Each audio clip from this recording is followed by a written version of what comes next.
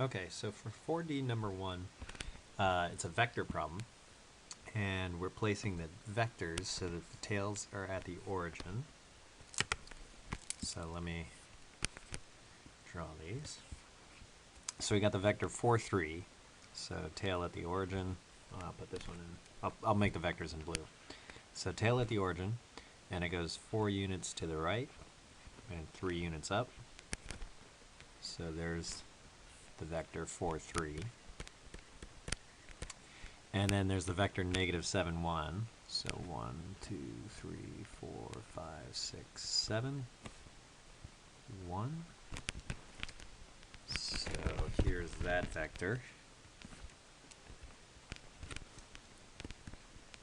Negative 7, 1. And we have to find the angle that's between them. Theta. Okay, well, I think the easiest way to solve this one is to probably make a right triangle over here and solve for this angle, and make a right triangle over here and solve for that angle, and then just subtract those two angles from 180. Oh, I can't use the same symbol. So let's use beta instead. Kind of the curly B that looks like this.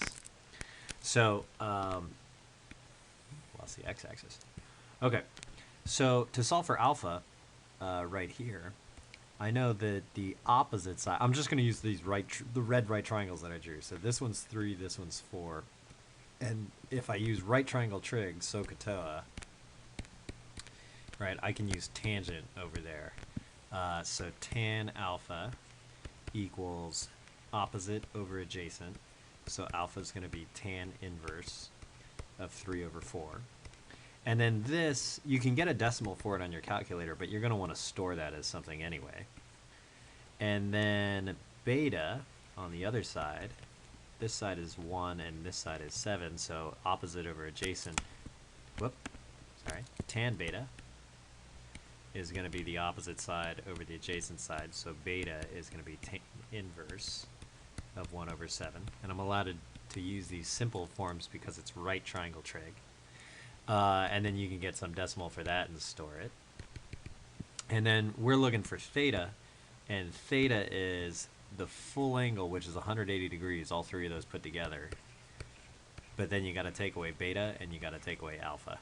So it's 180 minus, or we could do it like this, beta plus alpha, right, in parentheses. So it's minus tan inverse of 3 over 4 plus tan inverse of 1 over 7. And the only thing you want to be sure about is that you're in degree mode, because these trig parts right here, and because the 180 is already in degrees. And if you work that out properly, you'll get 135 exactly. It says to the nearest tenth, so you add in the little 0.0 there.